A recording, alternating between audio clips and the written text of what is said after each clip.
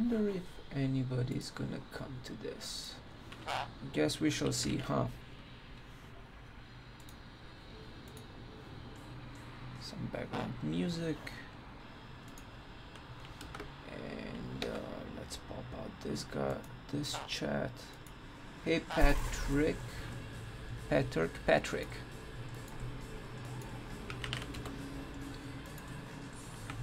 Kiwi ran away. Why did Kiwi run away?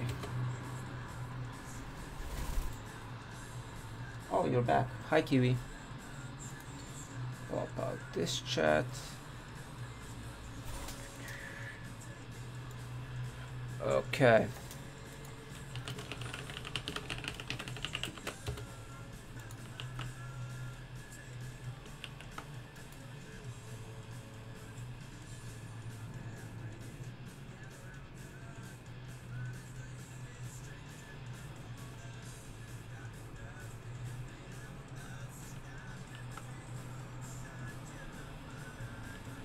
Okay.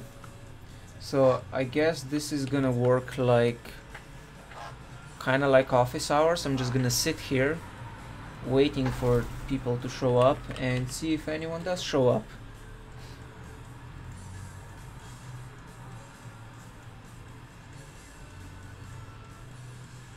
And in the meantime, what can I do in the meantime while I wait? Hi Kiwi. So that this isn't just something boring.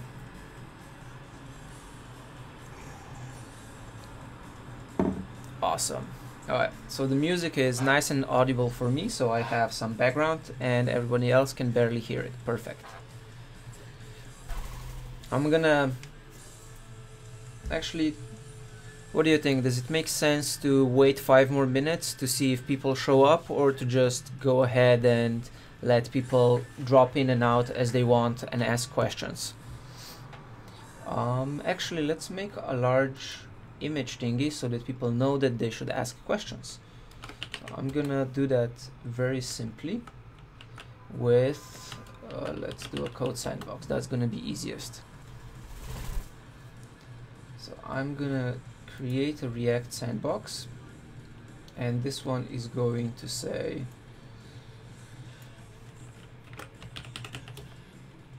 let's do a wave emoji. This works like office hours. When you show up, ask questions in the chat.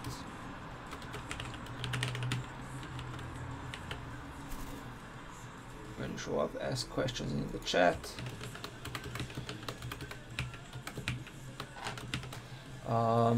I'm here to answer anything. React D3 or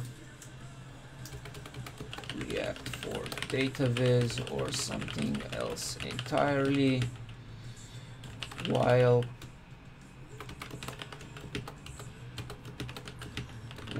questions are happening. I'm hacking around. What am I doing? I'm showcasing a quick and dirty way to integrate a data viz in a React app.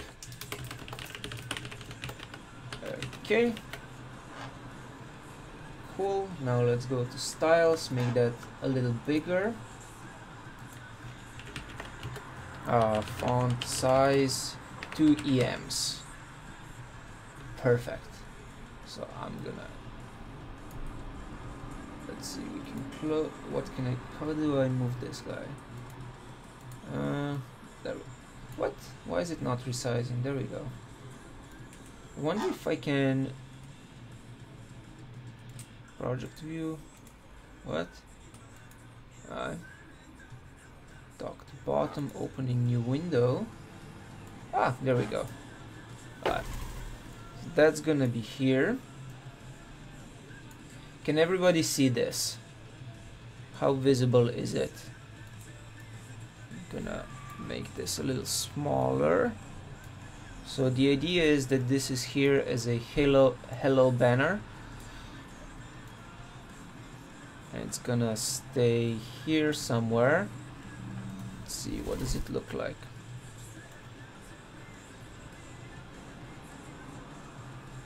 Alright, I guess that works. And for any coding that we're doing, that's gonna be happening here. Does the video course include the book? Yes. My goal is to include the book itself as a PDF with the course. So I haven't uploaded it yet because I want to give myself some time to tweak any. I want to do another pass. So here's the thing: the book is already done. I want to do another pass through, and then I'm going to add the PDF as a downloadable to the course itself. I was looking into having it as a physical book, but all of the print-on-demand options that I found weren't that great. I don't like the idea of having 1,000 books in my house and sending them out as people buy, so print-on-demand was really the only option.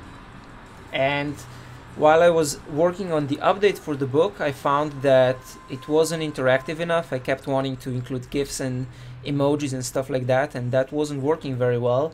So the book has kind of become the secondary thing to the course. You're still going to be able to download it so that you can read it on your Kindle or on your iPad or whatever you want. But the primary content is now going to be in the course itself. Does that answer your question, Scarno?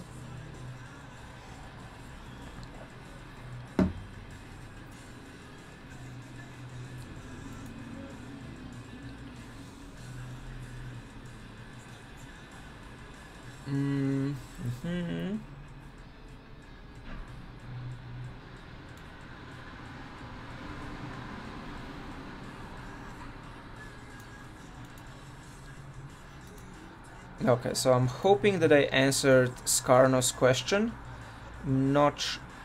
They're not giving me a thumbs up or a thumbs down or asking follow-up questions, so I'm gonna assume that answers it for now, and I gotta clean my glasses. Now, if anyone, let's do this as a sort of challenge. When you're in the chat, anyone in the chat room, please give me a link to a random D3 visualization that you know of or that you found online, or maybe we can find one together, and I'll show you how you can very quickly make it work in React. So that the idea is that I can show you how to understand a D3 visualization or how to understand a random visualization you find online, and how to integrate it in React in a quick way.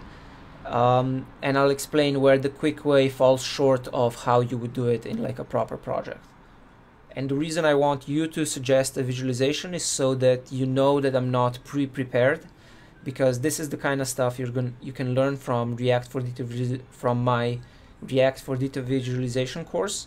So I want it to be raw and unscripted, and I want to show you how you would do it when you're encountering this situation in real life.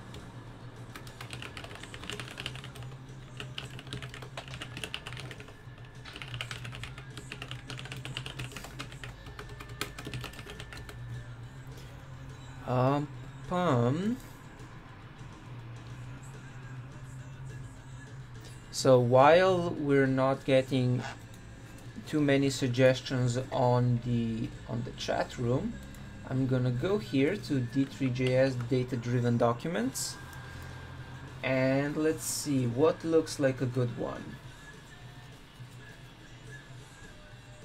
On the economies, twists and turns, that looks fun.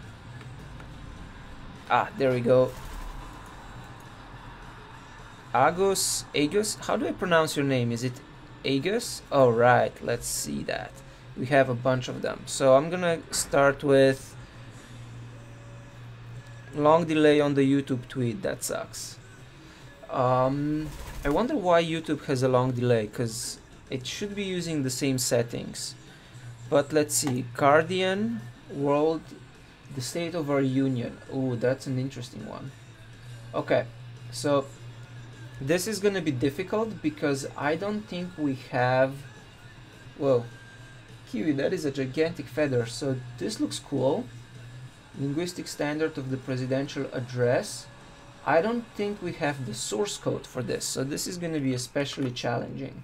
Let's give it a shot. It's usually easier if you actually have the source code, but this is the internet, so I guess in theory we always have the source code, right? So that's the SVG. It's a SOTU chart. Okay. jQuery. Let's see. Let's look at the network traffic and see what it's fetching, and that might give us some ideas of where the JavaScript code is. So it is definitely using D3. That's good. Hey Patrick. So we're using D3. That is a good thing. Alright, I'm gonna do it in a sandbox. So sandbox, and we're gonna add D3.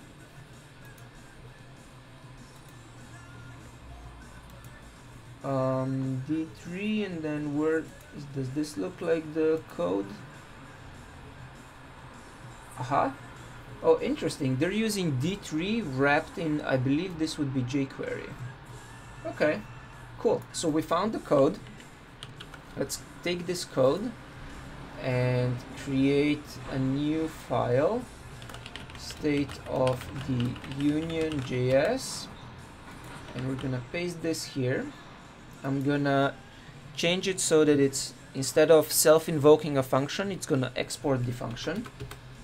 That's gonna make it easier to use in our what would you call this, in our project.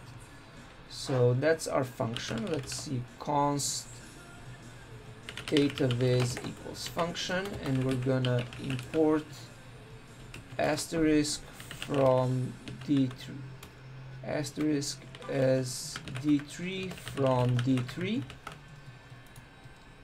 So that gives us our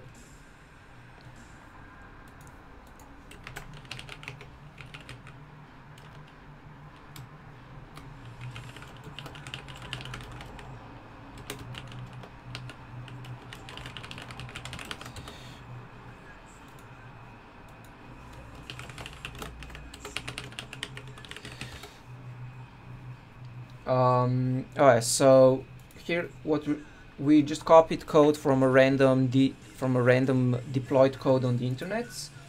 We have that. What's it complaining about? Oh, right. D3 is D3 from D3. We say export default. Actually, let's just export it up here. Export default function. Oh, by the way, should I zoom in? Can everyone actually see this? I'll just zoom in because I'm pretty sure you can't see it. So that's that. Now we need to, okay, so this D3 select, we're gonna change that to use a thing. Right, so I'm going to add, because I actually open sourced it the other day, so we're gonna add D3 black box, and this is like a very simple way to wrap entire things into React components. So we say import D3 black box from D3 black box. Now let's see if I remember how to use this. We export default D3 black box, which is a function that gets an anchor element and props. So we're gonna go back down here. I can remove that.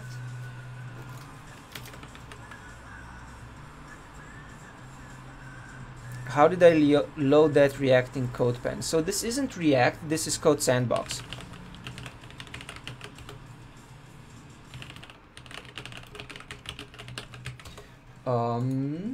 Okay, so Code Sandbox is better than CodePen because it has a full IDE support. It actually even supports VS Code plugins, so you can work on multiple files, you have imports, exports, and it still renders everything in the browser so you can play with it.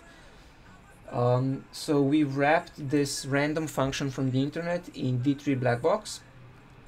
We now have to D3 select our anchor instead of a global ID. So we take the anchor, and to make it more, no, let's keep the prop, let's keep width and height the same for now. We got the Code Sandbox, we import dataviz from, actually, what was it called? State of the Union. State of Union from /state of the Union. We create an SVG that has a well, what was that? Oh, that's what that was. So I'm using Focus app to disable Twitter and things like that, and it just undisabled itself, so my screen jumped around. So let's make the width, what was it, 960, and height, I believe we need 400. So we do 400, and SVG. We render state of union, and we should see it show up. Aha. Okay, so it is complaining. Let's see, let's look at d3blackbox.com. I think I forgot how to use my own library.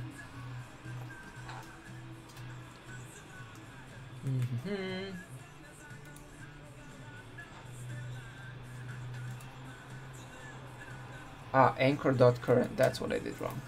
So we go back to State of the Union, and here instead of D3 select anchor, which is a React ref, we select the actual pointer to the DOM node.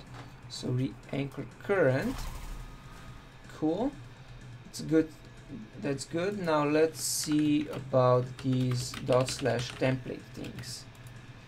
Aha.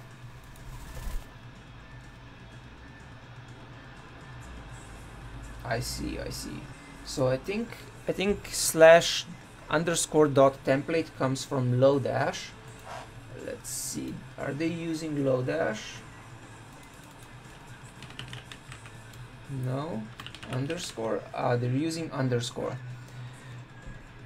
So we have to, because this one is a bit more complicated than just basically the tooltips aren't working yet, so we have to fake that as well. So I'm going to make the smallest possible changes. Let's see. So we're gonna take _/template. We're gonna say import _ as _ from _ and add _ to the dependencies. That. So we have _, now we need to add the template, which we can do like this. What did it say here? Let's see. Template Gia Soto President template. So we're gonna take this and paste it here.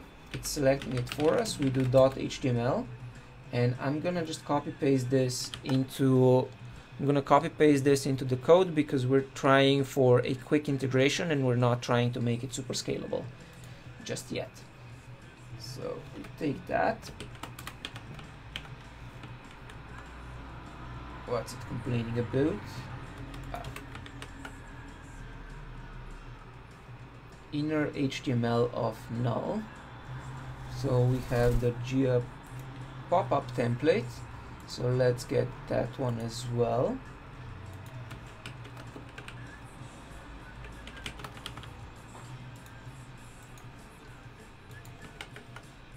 Let's see, clear that one out. Not sure what the pop-up template does, but let's take it from here. We're trying to just get it working first. So we take all of this, paste it in. D3 time. Ah, okay, so they're not using the latest version of D3. It looks like they are using D3 V3. Okay, so let's try to, that's gonna be difficult. We don't want to go through all the code and update it to the latest D3, so I'm gonna try to fake that with, let's see, will it let us install D3 V3? Add dependency D3 at 3.5.17. How do we specify versions here? Oh, here it is. So we take that and we get the latest version 3. 3.5.17. Add that. Now let's see if that's gonna work.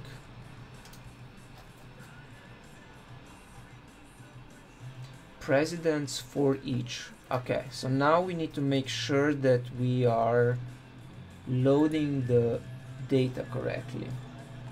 So d3.json, where is it trying to get? Readability min.json.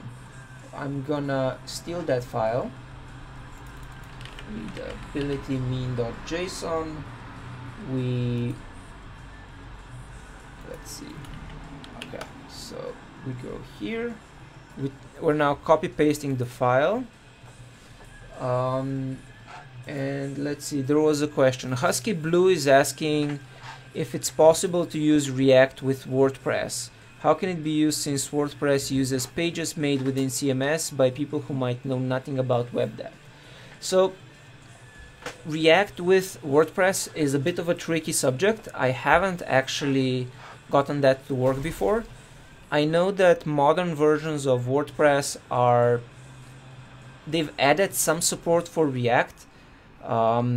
It's basically, but I think, so I know that modern versions of WordPress have added support for React and for fully single page apps, because they have made it so that WordPress can work as an API provider that you then deploy a front-end app on top of.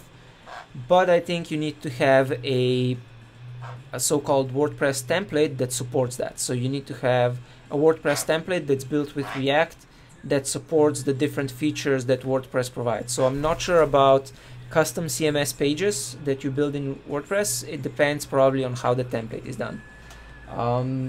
That's how much I know. I haven't really explored it more than that, but yeah, that's what I know. I haven't tried it, but I know that there's some sort of support for React, and I hope that answers Husky Blue's question.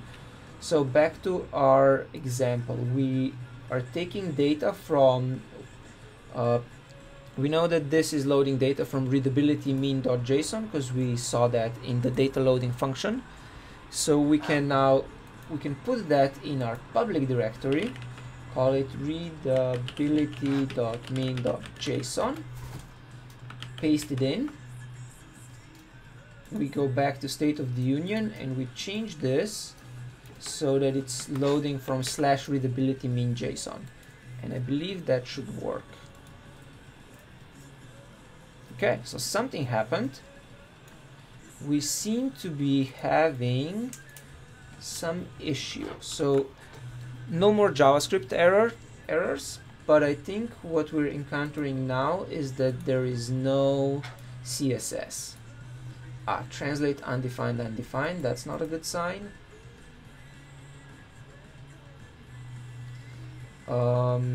And there are divs inside, that's also weird. Okay, so it looks like this one actually renders its own SVG node. Does it? Let's see. So here where we're selecting the anchor, yeah, this is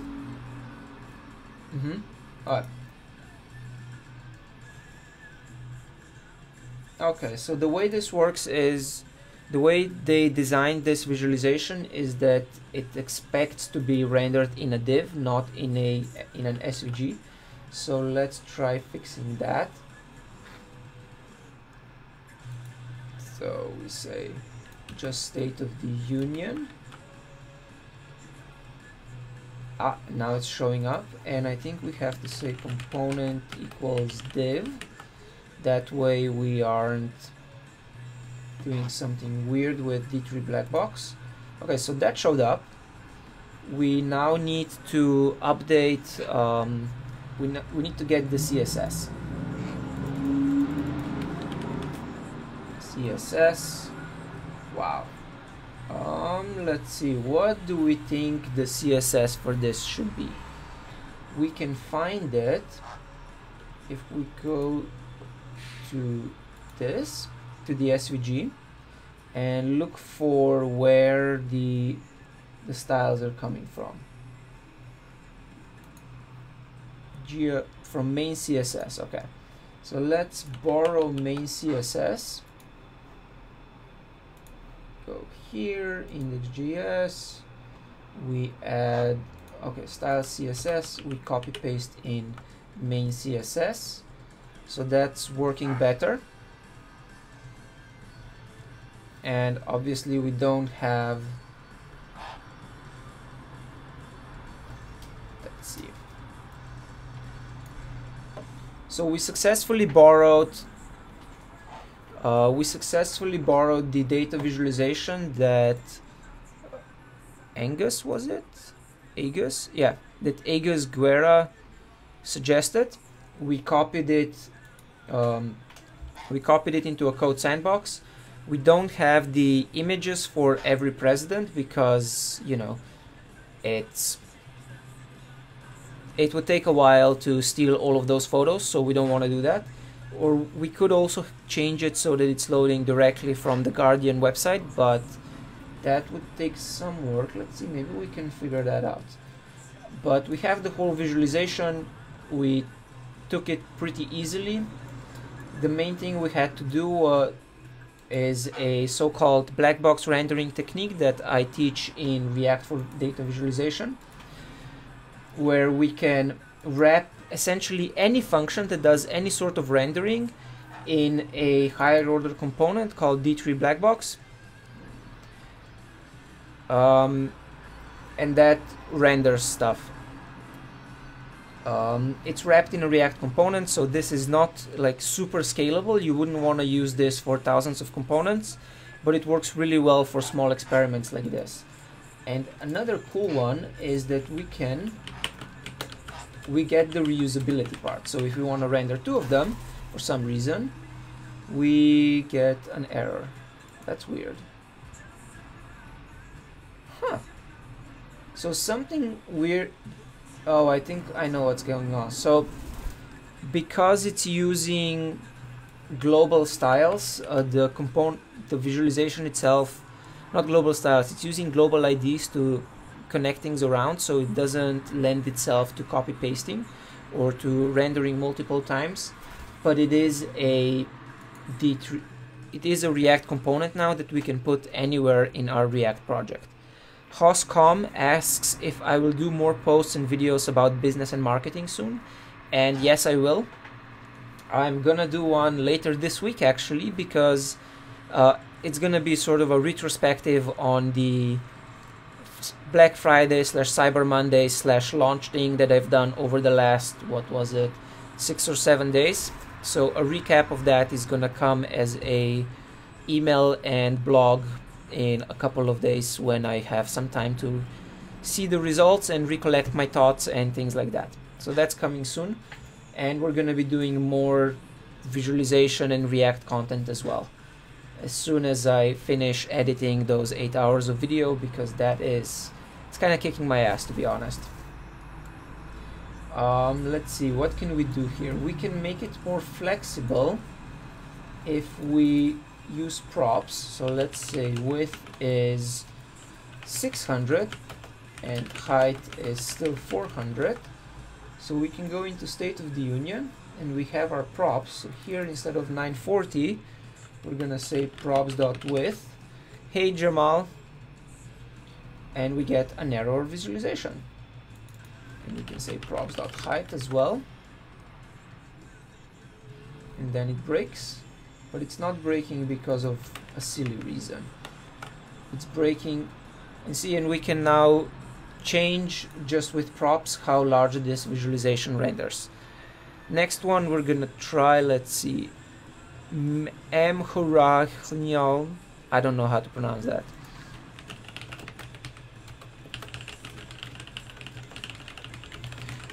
Let's try his block.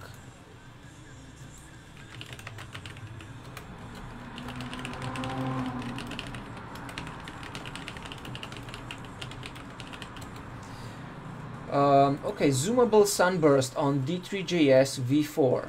So interesting here is that we cannot, I wanted to show you how we can render these visualizations side by side, but this one needs D3 v3 and the one that Mhurain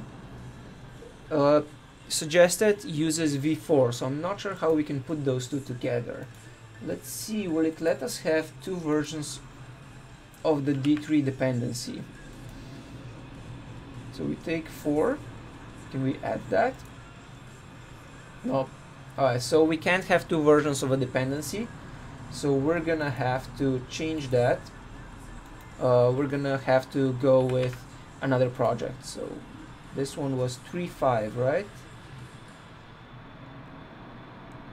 3.5.17.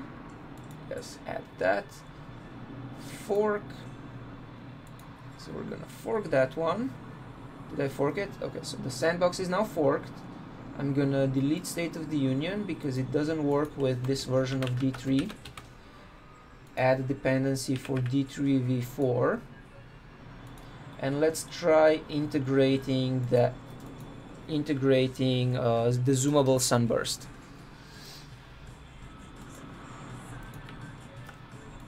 Import zoomable sunburst from zoomable sunburst. Okay, zoomable sunburst. We're gonna take the code from. It needs white paths. So we go to style CSS. So Code Sandbox sometimes starts kind of bugging out on my computer. Haven't figured out why yet. We paste that. Now copy the code. Again, we're gonna use the black box rendering approach where we take all of the code and wrap it in D3 black box. Because that is literally I like this approach for quickly testing out different visualizations, seeing how they behave, and seeing how I can integrate them in my projects. So zoomable sunburst.js, go here, and we say export, import asterisk as D3 from D3, import D3 black box from D3 black box, and in the actual React for Data Visualization course, I show how you would build D3 black box if you were building it yourself from scratch. It's designed to teach you about higher order components, because that's a useful technique despite hooks and despite everything that's come after them. But I decided to also open source it so that you can use it quickly if you wanna, if you just wanna experiment. So we take the anchor and we take props like that, paste in our code. Import it. What's it complaining about? Unexpected token. What did I do? so like that, and we close it down. Sorry, I'm kind of zooming around too quickly right now. Close that. We should now prettify. So we have that. Now we have to find where it's D3 selecting the anchor element to render in and change that to anchor.current. I think that's down here. Our SVG is going to be, it appends the SVG. So let's let it append the SVG as well. So we say D3 select anchor.current, and we render it. I think that will be it. Okay, we're gonna delete this one because we don't have a frame element, do we? Maybe it defines it. Okay, no, I'm gonna comment this out because I'm not sure what it's doing. Go to index.js, and here we're gonna render Zoomable sunburst with a div component, so that because it's not inside in SVG, and it shows up. So we can make it a little bit smaller. Let's say 640 times 480 pixels. We go back to Zoomable sunburst, and we say that it expects props.width or 960 and props.height or 700, and it should now be smaller. There you go. And we can also now use a timeout or something to animate these widths and heights and make it smaller and larger. Everything still works, so if you click around, the zooming is still working as you would expect. So you have all the same behavior as before, everything works, except now you can render it inside a inside a React project with a React component, and you can also reuse it. So you can say this one is 320 times 240, and it's nice and smaller. So you have all this flexibility as if you had a proper React component, except it's a black box, so everything inside figures out its own rendering. And it does have some downsides, like you're re-rendering the entire thing, rebuilding the entire DOM every time you're doing stuff, every time something changes, but you know, it works really well for these sorts of experiments. And Jamal asks if Hawk or higher order components will be useless with hooks when hooks come in the future. I don't think higher order components are going to become useless just because of hooks. They're probably gonna become a little bit less popular. They've already kind of become less popular because of render props and things like that, but there's still gonna be use cases for them, like this kind of stuff where you wanna wrap components in components is great with higher order components. There's also, I think Redux is still a great approach, the connect stuff. So everything's still gonna work, especially if you have existing code that uses hooks. It's great, and I think it remains to be seen, to be honest. There's still gonna be some cases where you will prefer a hawk over a hook, but I think they are gonna become less popular. So I actually do have a hooks version of the D3 black box as well, so you can say use D3 and that works. But we'll see what the community comes up with, to be honest.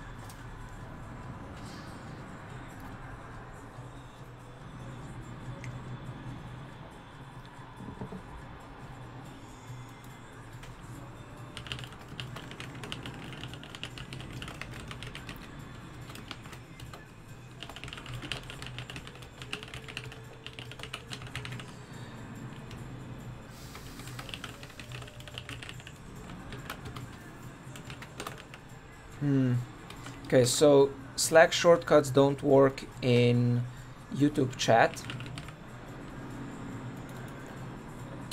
Cool.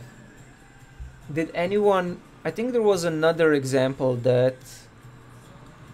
Aha. Scarno wanted us to try out this one. Ooh, this is interesting. It's interesting how many of these data visualizations you find online are very political in nature.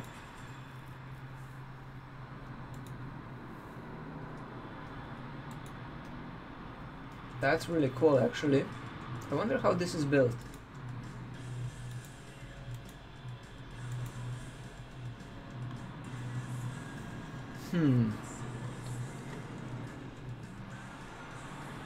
Okay, this one might be tricky.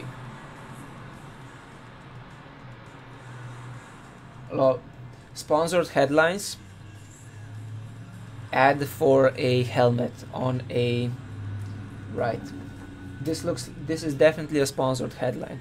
Great job 538 or whatever ad provider you're using. Let's see, how is this built?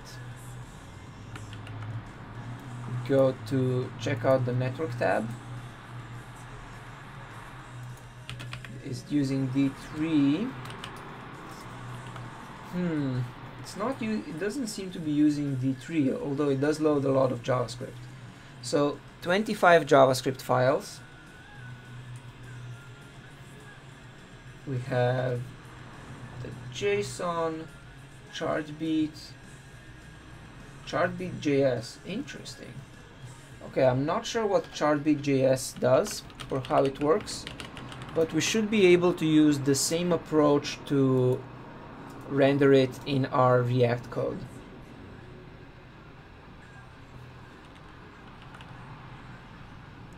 Let's give it a shot.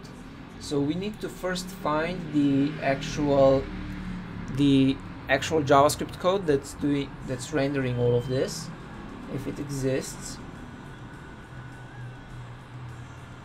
Not sure how I would find it.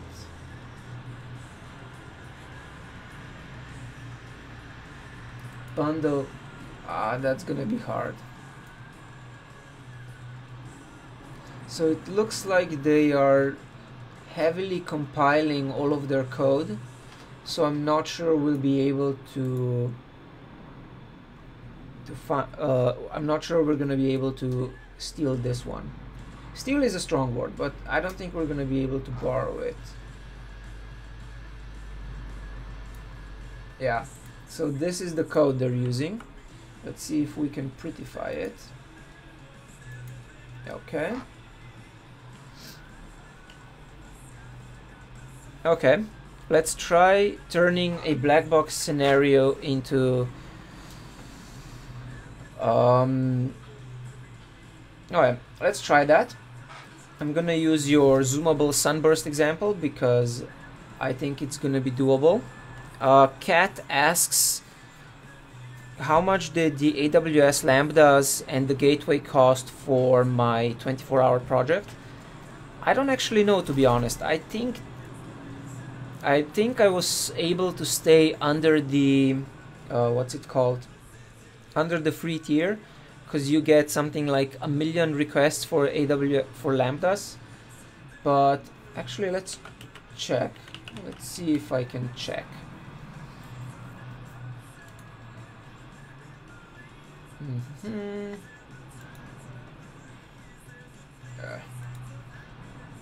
Okay, sign in. Billing. Okay, Hurain, I'm gonna get right to your thing next. So it looks like this is how much it cost. My EC2 is still the most expensive, which I should actually turn off because I'm not using it. Looks like AWS Lambda, I was at 37,000 out of 400,000 free seconds, at 2,900 out of 1 million free requests. Key management, whatever that is. CloudWatch is at 0.06% for how many logs I can have. And the simple notification service, I don't even know what that's doing, but it's at 20 out of 1 million. So CatD, it looks like it was still, I remained under the free tier.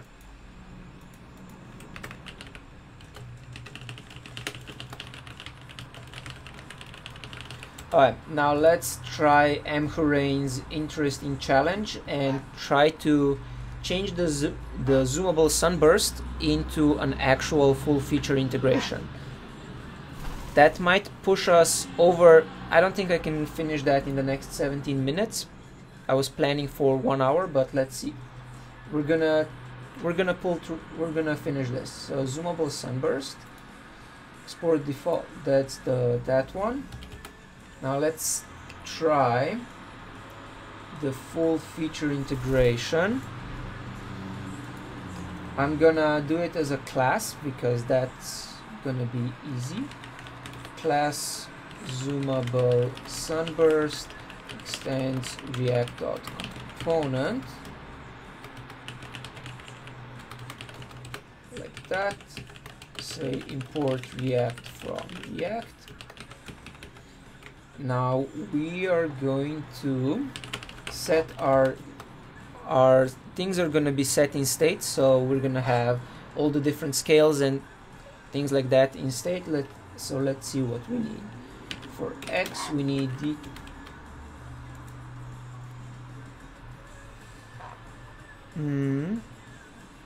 yeah, so Patrick, that's what I'm doing right now.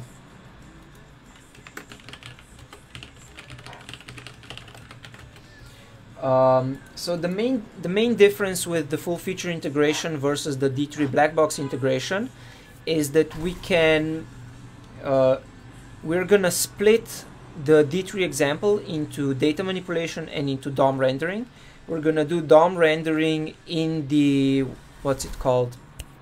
DOM rendering with React, and we're gonna do the data manipulation. We're gonna keep that in D3. So we're gonna put all of the data stuff and the D3 object stuff into state, then use it in the render method and hope it all works out for the best. So we're gonna take our linear scale for, actually let's keep it here, linear scale for X. What? Apparently I don't know how to copy paste. Linear scale for X, linear scale for Y. We have to be careful about the semicolons. We take the ordinal scale for color. We take the partition.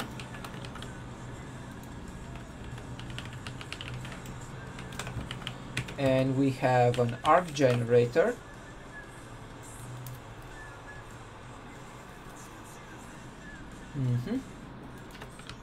Okay, so the arc generator might be tricky because it's already using the X and Y scales. So we're gonna have to change this. Let's see, I think this can work. We are gonna we change the code slightly larger. Yes, I can do that. Is that better? So we're changing the data accessors that are being passed into start angle, end angle, and so on, and we're changing them to fat arrow functions so that they're bound to our class, and we then have access to state. So we can say this state.x, and we can also simplify them without returns. That gives us slightly more readable code, but it also means that everything has access to the things it needs. D, this state Y, and what's it complaining about? Okay, D returns this one. Oh, and now we have to delete these guys because they are breaking our syntax. Unexpected token. Okay, we still have too much of something. So math state of X, min max D.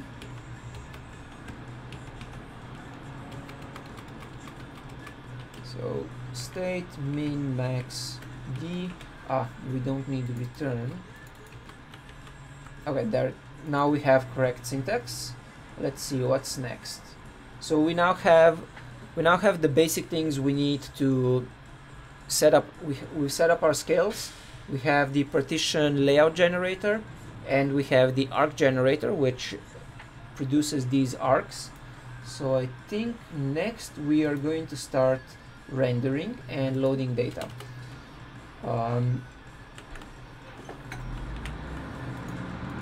Oh, we already closed it up. So we're gonna need a render method.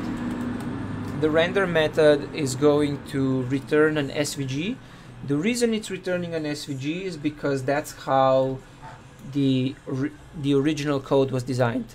Usually I would recommend against that. I would recommend you build your data visualization components to be used inside SVGs already, but we're gonna follow the example because we want to reproduce the example.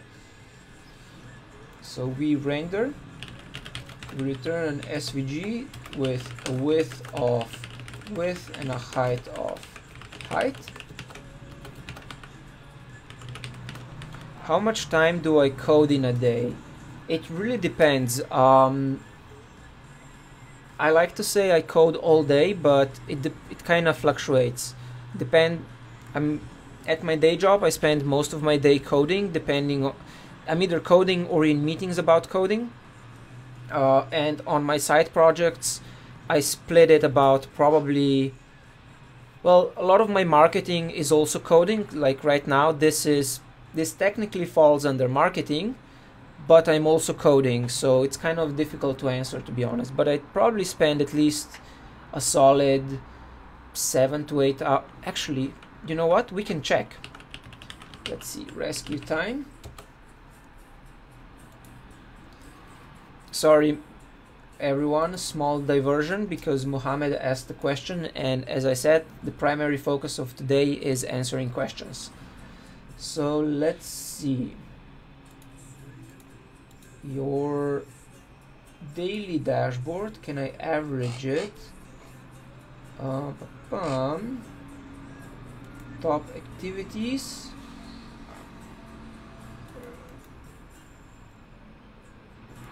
Let's try month.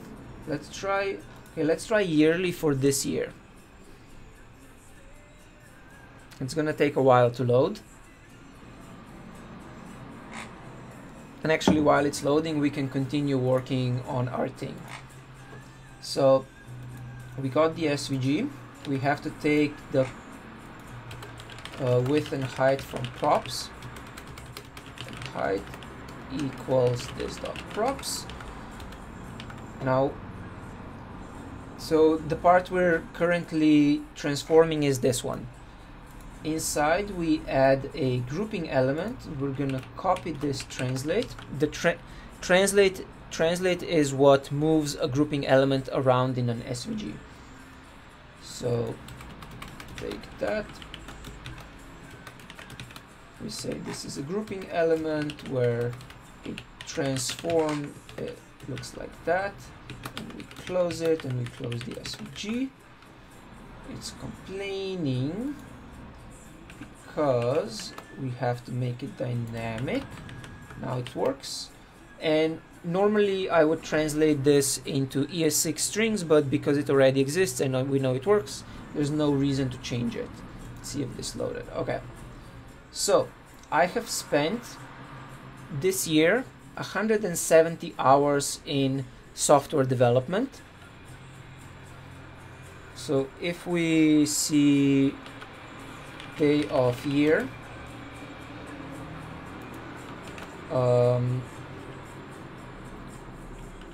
days in year so far. So we are on day 328, day 330. So if we say 330 divided by 170, I spend on average 2 hours per day actually coding.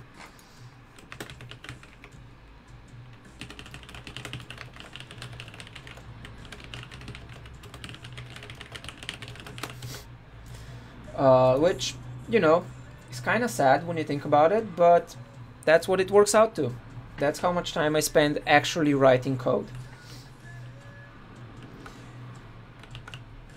Let's see, where were we? So we have the grouping element.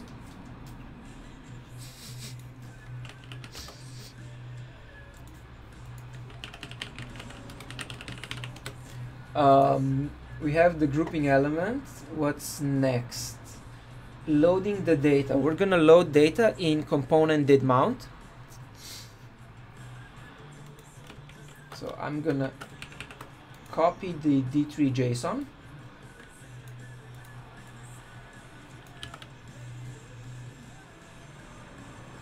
So in component did mount, this is where we load data. We're gonna do this, and now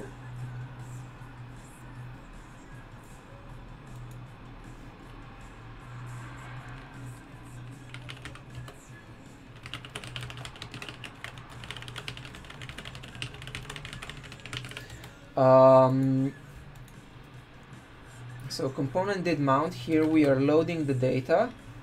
If there's an error, we throw. Otherwise, what are we doing otherwise? We are parsing everything and then rendering. So this is where it's gonna get a little bit tricky. When we parse and render, we don't want to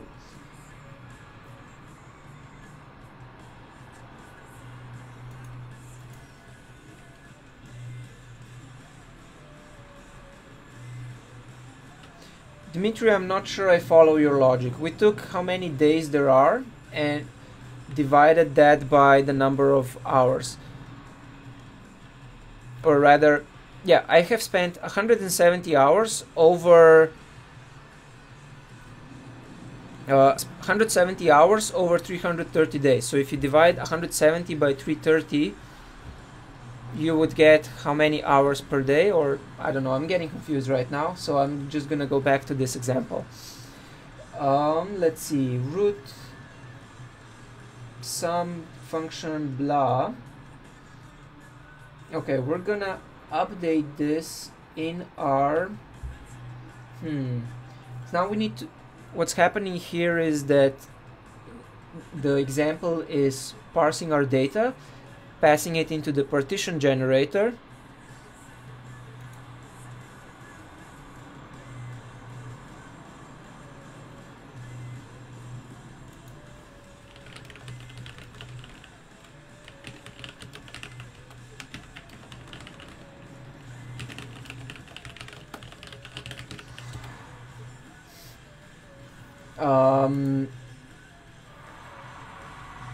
okay, so we're parsing the data and then rendering. So we need to split the rendering so that it happens in React, and the parsing is gonna happen in the data function. So we're gonna take this and let's see, how do we update our append path, partition root, descendants, appends the data here. And then for everything in our partitions, okay, that's what we're gonna do. We fetch the data and we're gonna do the summing here. Where are we? Okay, so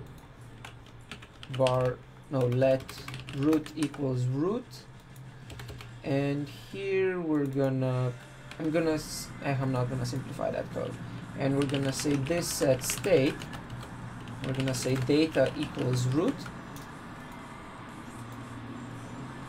Okay, root, and actually, yeah. So that's our data set.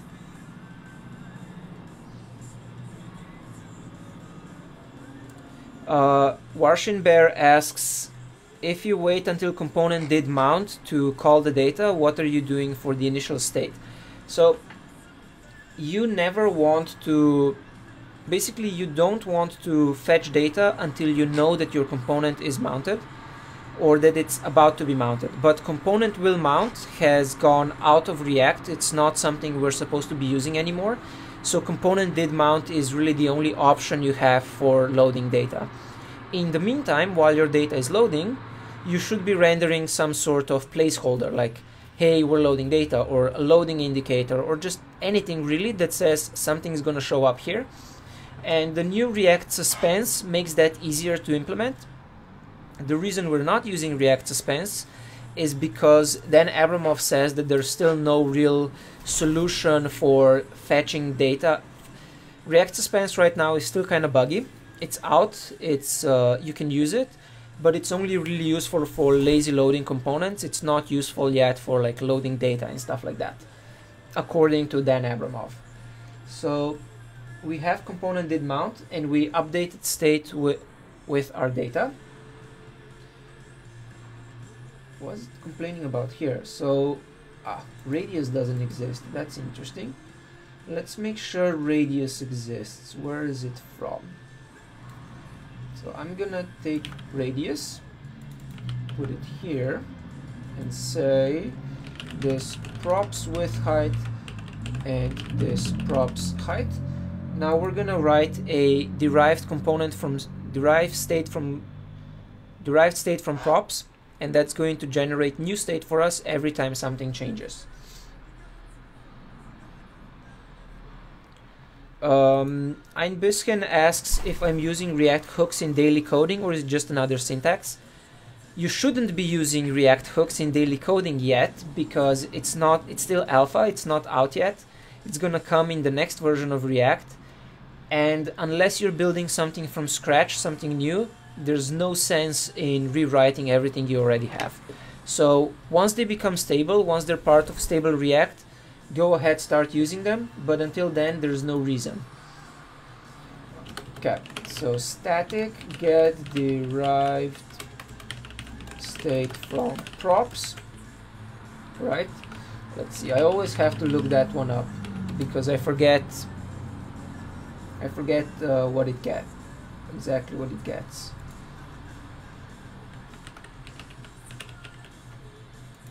Again, derived state from props gets props and state.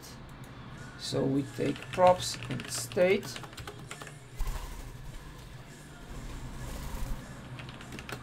And in get derived props from state, we're going to generate a new version of our state that has everything calculated for the partition generator. So it's going to look like this. So that's this stuff down here, where it renders our data.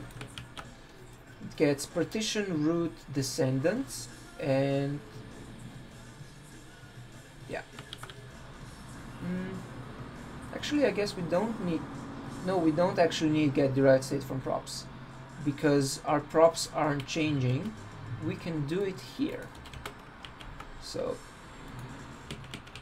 this set, because we know our data isn't changing, we can get away with doing it here. So we're gonna set state partitions are going to be partition of this state partition of root, and we pass that into set state. So now when this state updates, it goes into our render method, and our render method is going to have new stuff here. So we're gonna say partitions. Now here we're gonna have to wrap this into an if, because partitions aren't gonna always exist. So we say if partitions exist, we say this render partitions. Otherwise, we are going to not render anything.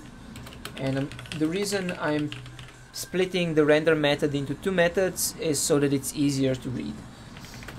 So we have render partitions, and that comes from here.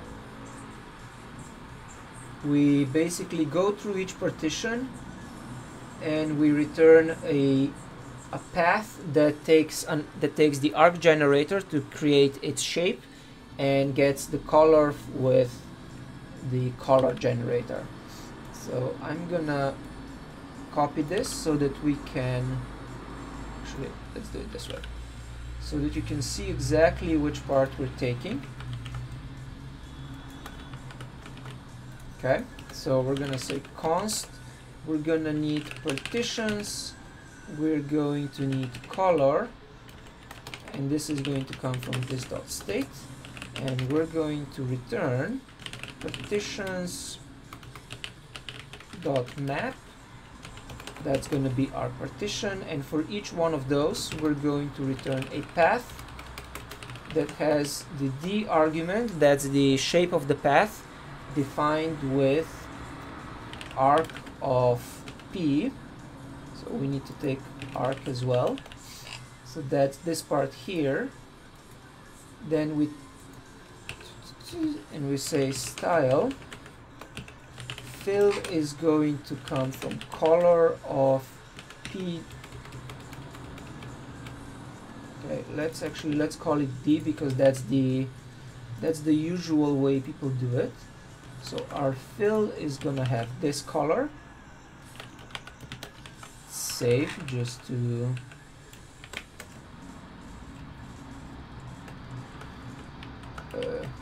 what am I doing wrong? So and close. Okay, now it's parsing.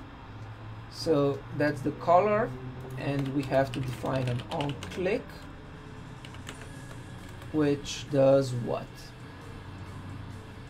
OnClick and we are also appending a text. Append title with the text. Okay. What does append title do? I see what append title does. So we're gonna actually, let's see how does append title actually work? Because I'm a little I haven't seen that yet. So path has a title inside. Oh, interesting. I didn't know you could do that. Okay, so we have a path. On click, it's going to say this dot on click. We're gonna figure that one out later.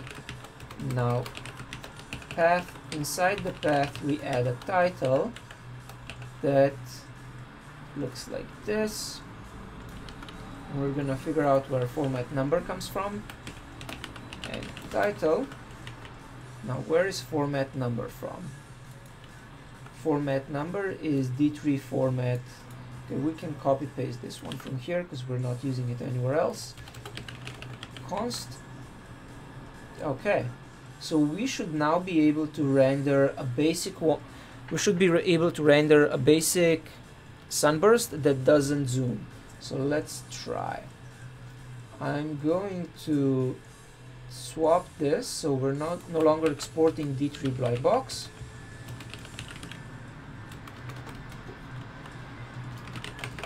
We're gonna export default this one instead, and let's see if it shows up. Set state of undefined. What did we do wrong? Aha. So this needs to be bound,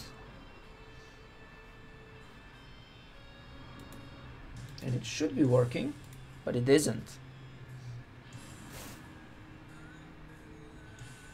So let's see, why is it not working? Let's see, is it trying to show stuff? Okay, I'm starting to run out of room here. Aha, there's an error, that's what's wrong. Let's try reloading this and see what kind of errors jump out at us. No errors. So let's see, that's the SVG that rendered, but then there's nothing inside the grouping element.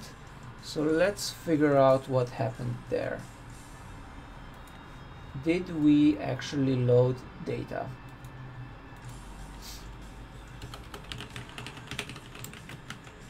Hi and error. No, not error. Root. So data loads. That works.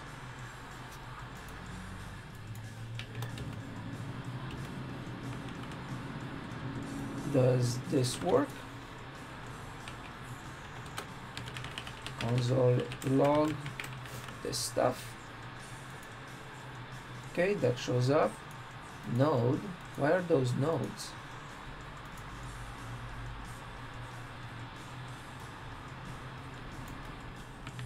Okay, so something is weird.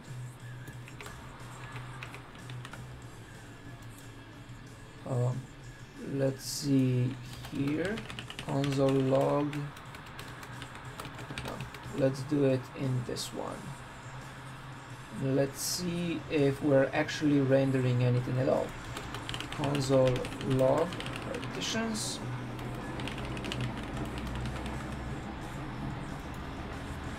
Undefined. Okay, that's what's wrong. So we have to take partitions from state.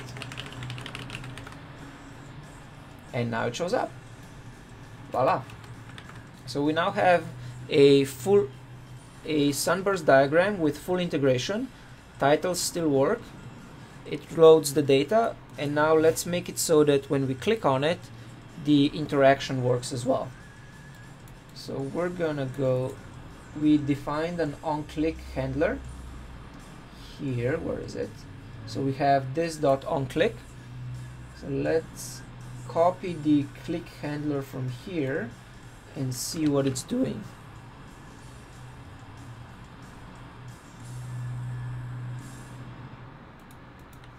So onClick equals a fat arrow function, which is going to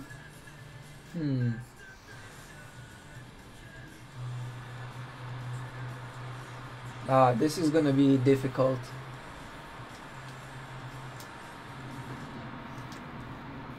So doing the transition is a little harder because we have to figure out how to pass this info into our partitions, and I'm not sure I want to be doing that right now because I should be editing those 8 hours of video for the React for Data Visualization course. But this could be an interesting experiment to write as a blog post or something like that, so I might finish it later tonight. Yeah.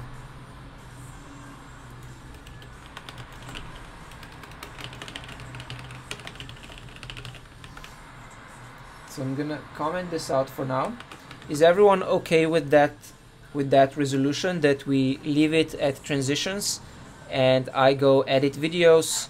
You hopefully saw something useful today and were able to ask all of your questions.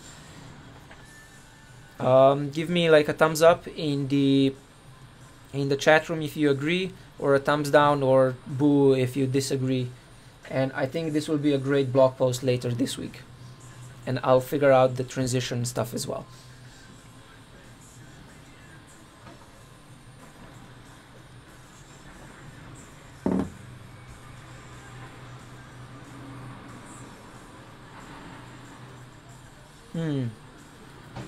Nobody's saying anything. Okay, Husky Blue agrees.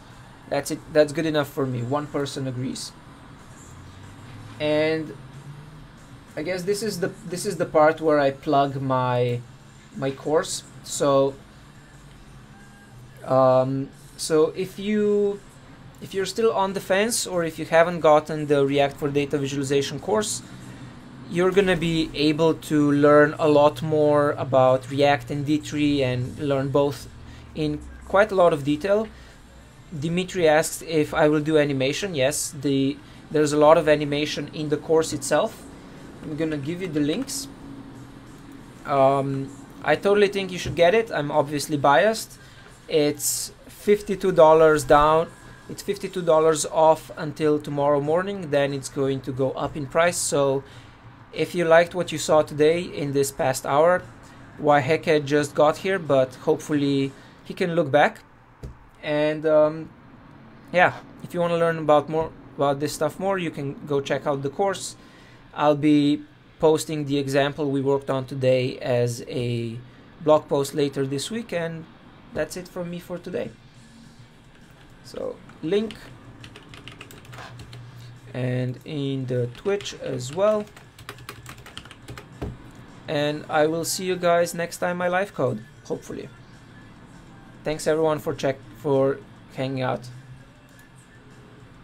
Oh, and if you have any more questions, don't be afraid to ask in the chat room. I'm not going to close the chat rooms just yet, even though I'm going to stop streaming.